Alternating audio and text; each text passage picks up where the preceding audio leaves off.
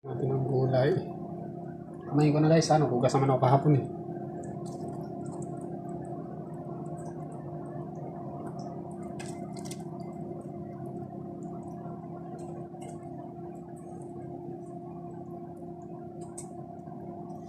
Ating nilaga.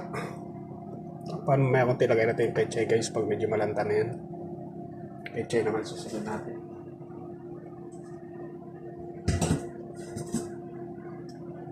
Dalantahin na natin ng kaunti guys. Tapos chipet. Tin ko kaya.